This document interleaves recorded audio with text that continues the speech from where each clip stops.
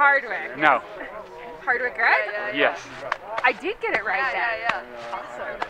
You had it right to start with? I got it right on Twitter, and then I thought I had it backwards. Oh. Yeah, if it sounds backwards, you have it right. If it sounds right, you have it backwards. All right, beautiful. So, Alabama to here, slight difference in what you're used to racing, right? Huge difference. The only thing I can say, I did race at Madison last January, which was even worse. So I have that little bit of experience. And then that one race you did was clearly race prep for winning it the next year then? I finished, I told Kellen, what's his name? Bill. I told Bill that my only previous cross national was last year, 28th place, 55 to 59 at Madison. Oh my goodness. That was definitely a learning experience. But this course today was actually much, much better even than yesterday. Okay, so tell me about your race. How did you feel when you realized, like, oh, I'm in the lead? I thought he was talking about the leaders, and he kept saying my name, and I thought he had it wrong. I thought I was about 4th or 5th, and then we got one to go. He said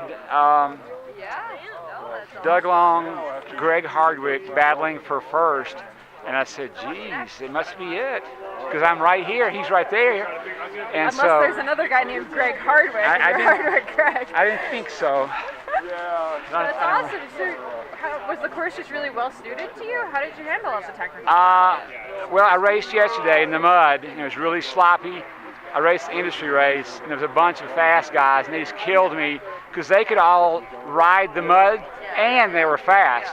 I was riding it fairly smooth, but I couldn't go nearly as fast as they were going. And I was just hoping that these old guys would be more my speed than that speed, and they were. And I crashed one time, which I thought was probably good because most of the other guys crashed at least once. So I think I rode very smoothly. I had to put my foot down 2 or 3 times, and I only went down once, turn going into the start-finish straight on the second lap. I had seen Doug, I think, crashed there lap 1. You in second place, both crashed there.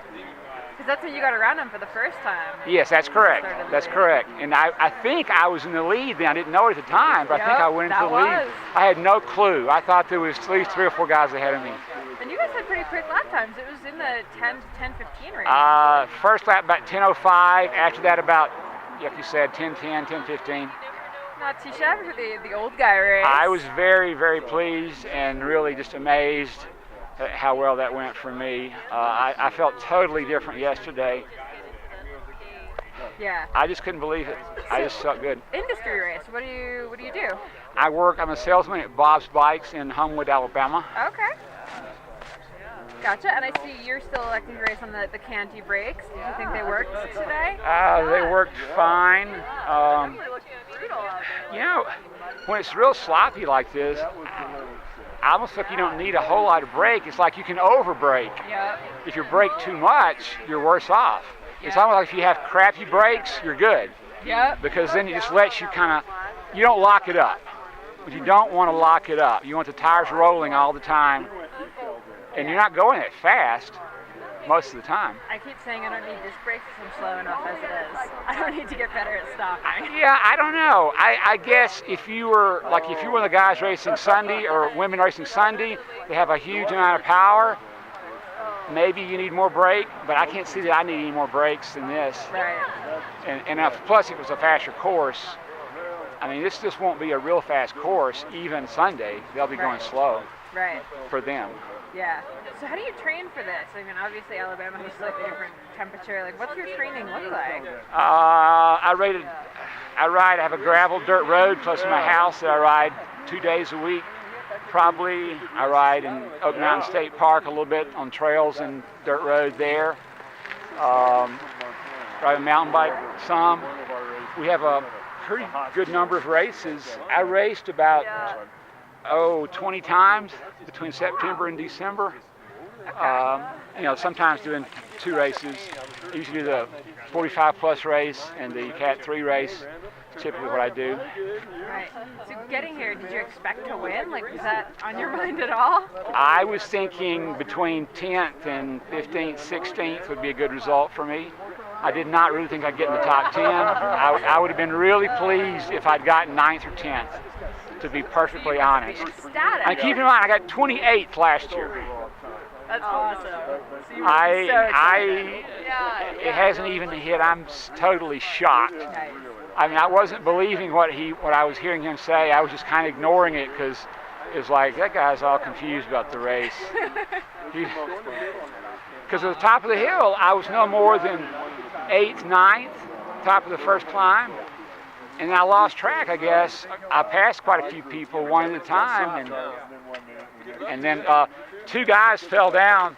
I guess looking back, I must have been 4th, finishing lap 1.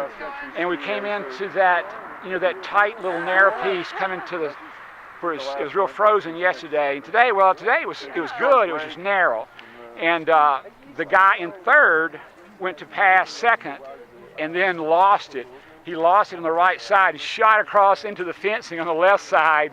I don't know who that was. It was a big crash, and I just said, whoa. And then he almost took out the other guy. So the other guy hesitated. So I followed to the right and passed both of them, moving up to 2nd. I came down to the end, and Doug was leading. He crashed on the ice, and then looking back, I must have moved into the lead at the end of lap 1 and didn't realize it at the time. That's awesome. Well, nice job. Thank you.